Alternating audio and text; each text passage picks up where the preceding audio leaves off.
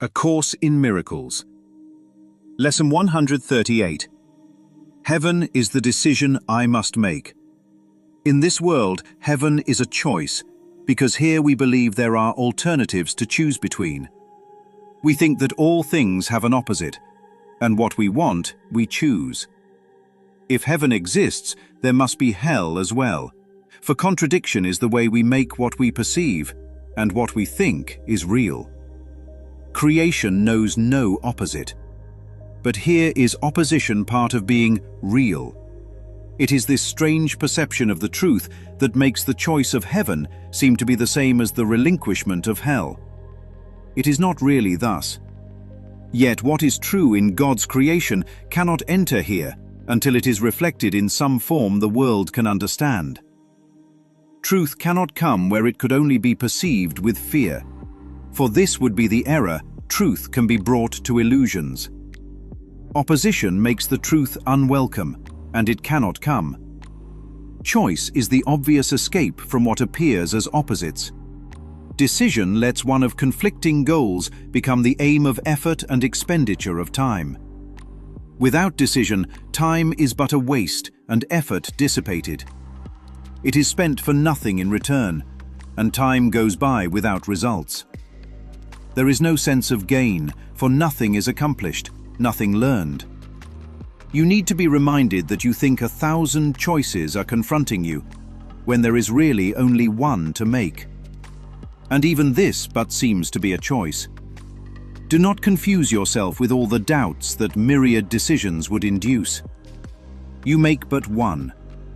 And when that one is made, you will perceive it was no choice at all. For truth is true, and nothing else is true.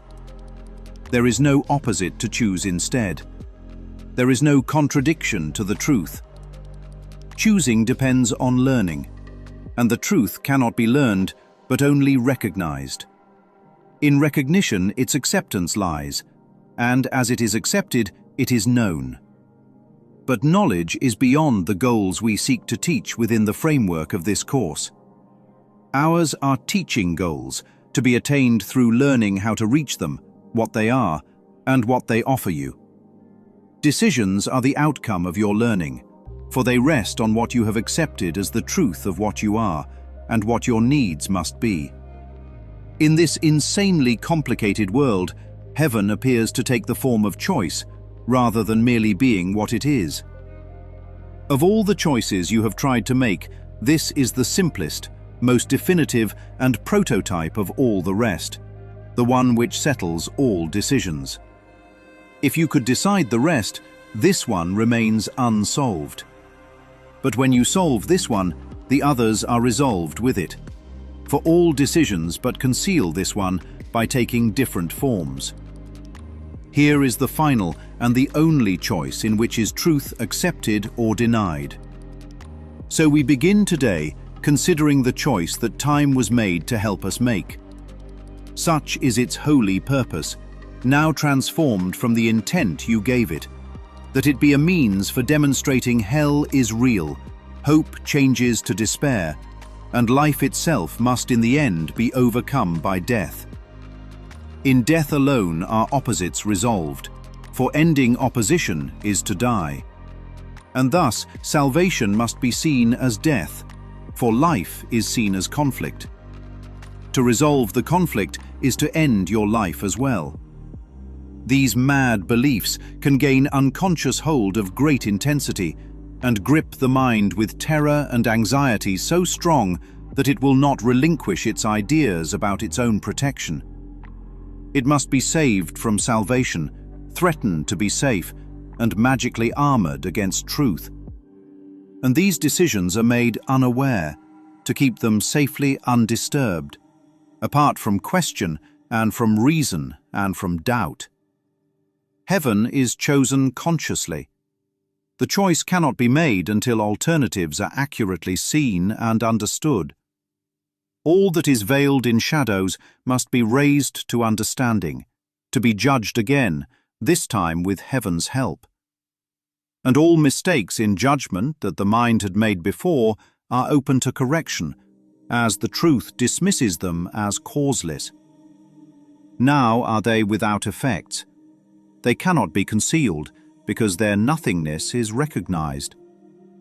The conscious choice of heaven is as sure as is the ending of the fear of hell, when it is raised from its protective shield of unawareness and is brought to light.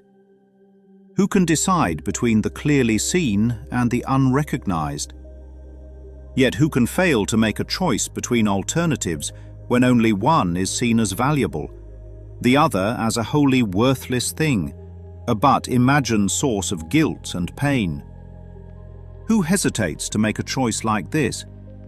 And shall we hesitate to choose today?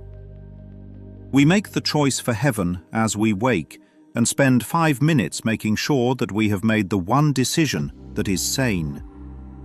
We recognize we make a conscious choice between what has existence and what has nothing but an appearance of the truth. Its pseudo-being, brought to what is real, is flimsy and transparent in the light. It holds no terror now, for what was made enormous, vengeful, pitiless with hate, demands obscurity for fear to be invested there. Now it is recognized as but a foolish, trivial mistake. Before we close our eyes in sleep tonight, we reaffirm the choice that we have made each hour in between. And now we give the last 5 minutes of our waking day to the decision with which we awoke. As every hour passed, we have declared our choice again, in a brief, quiet time devoted to maintaining sanity. And finally, we close the day with this, acknowledging we chose but what we want. Heaven is the decision I must make. I make it now, and will not change my mind, because it is the only thing I want. Lesson 138. Heaven is the decision I must make. If reality has no opposite, what exactly can be threatened? A Course in Miracles. Lesson 138. A man spends 30 years building a vault beneath his house. Steel walls, motion sensors, concrete reinforced 3 feet thick, cameras watching every angle, multiple locks requiring multiple keys. Inside the vault sits the object he has devoted his entire life to protecting. Every morning he checks on it. Every night he checks on it again. He loses sleep over it. Relationships collapse over it. His body deteriorates over it. His entire emotional life becomes organized around defending it from loss. He trusts no one, questions every sound, studies every possible weakness. He mistakes anxiety for intelligence, fear for responsibility, exhaustion for wisdom. The vault becomes his identity. The protection becomes his purpose. The threat becomes proof that what's inside must be valuable. One day, after decades of obsession, someone finally asks to see what's inside. With trembling hands, he unlocks the final chamber. And sitting in the center of the room is an empty cardboard box. That is lesson 138. The Course is not merely saying the ego protects the wrong thing. It is saying the ego is protecting nothing. That is far more disturbing and far more liberating. Because once reality is understood as having no opposite, an entirely different question emerges. What exactly can be threatened? Not theoretically. Actually. What can truly be threatened if truth has no competitor? If love has no opposite? If reality itself cannot be divided? The entire structure of fear begins collapsing the moment that question is taken seriously. Because fear depends upon opposition. Attack requires opposites. Defense requires opposites. Conflict requires opposites. Threat requires opposites. The ego survives by convincing the mind that reality and unreality are battling each other like equal forces. Light versus darkness. Love versus hate. God versus evil. Heaven versus hell.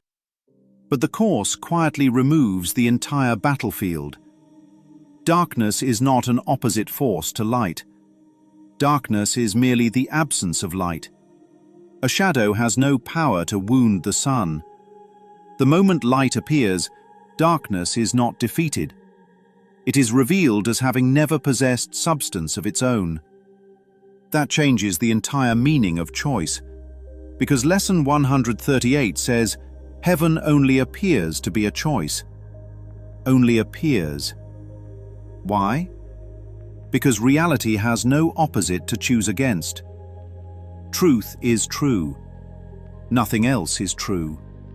That means every worldly decision is secretly built upon one underlying assumption. I am separate. That is the prototype underneath every other decision. The original blueprint. The proof of concept. Every argument is built from it. Every grievance. Every addiction. Every ambition. Every war. Every insecurity. Every identity. Every attempt to become more valuable, more spiritual, more desired, more protected.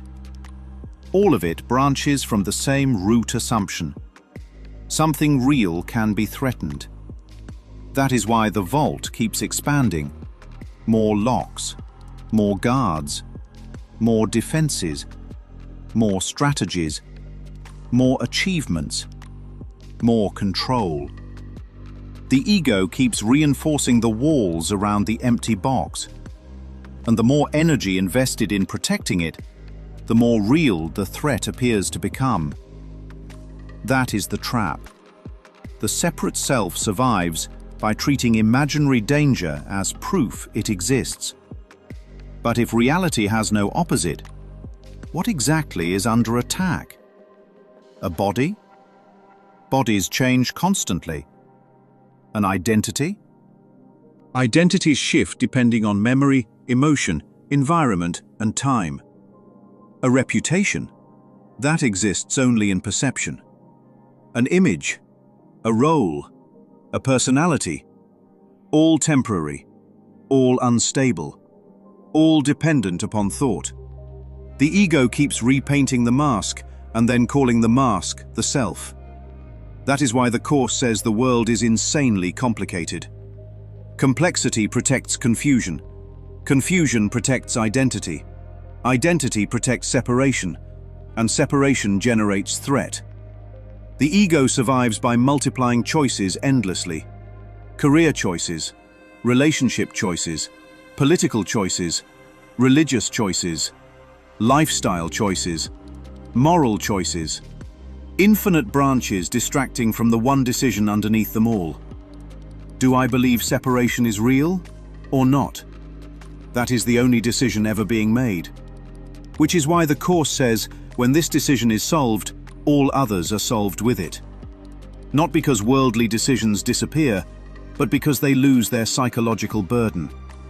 The ego turns every decision into a survival issue. What if I choose wrong? What if I lose? What if I fail? What if I'm abandoned? What if I'm rejected? What if I die? Underneath all of it sits the same hidden assumption. I can be harmed. That is why the ego perceives salvation itself as a threat. An astonishing line in the lesson says the mind must be saved from salvation. Why? Because salvation dismantles the separate self. Not the being, the performance, the costume, the invented center around which fear organizes itself. The ego hears truth the same way a shadow hears sunrise, as annihilation. Not because truth destroys reality, but because truth exposes unreality. That is why the Course says truth cannot be brought to illusions. The moment truth enters illusion, as if illusion were real, illusion has already been granted reality status. It would be like hiring firefighters to save characters inside a movie screen. The screen itself was never burning. Truth does not fight illusions, it exposes them. That is why the Course constantly shrinks the ego's empire down to words like tiny, foolish, trivial, mad. A tiny, mad idea. Because the ego survives by making the error enormous, historic, personal, permanent, catastrophic. The course reduces the entire thing to a mistaken thought without a source. And if something has no source, it has no effects. That changes everything. Because now guilt loses its foundation, fear loses its authority, death loses its inevitability, and time itself becomes repurposed.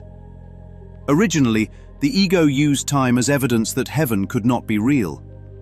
Everything in time decays, everything ages, everything ends. Time appears to preach death constantly. But the Holy Spirit transforms the purpose of time entirely. Now time becomes a classroom instead of a graveyard. Each moment becomes another opportunity to recognize what was never actually threatened to begin with. That is why truth cannot be learned. Learning implies something is presently absent. Truth is not learned. Truth is recognized. Recognition is different. Recognition says, what was always there is finally being noticed. Like removing hands from your eyes. Like realizing clouds never damaged the sun. Like waking from a nightmare and discovering the bed was never actually burning. And suddenly the vault looks different. The locks look different. The fear looks different.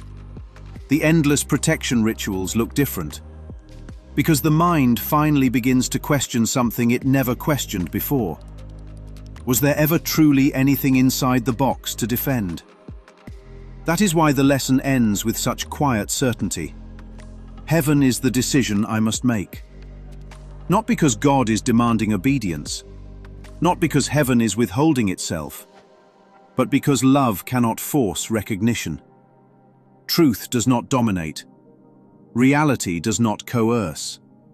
The mind must willingly stop investing fear in what never existed. And that is the final collapse hidden inside Lesson 138. The decision for heaven is not choosing something new. It is withdrawing belief from what was never there. Which means the real question was never whether heaven could be lost.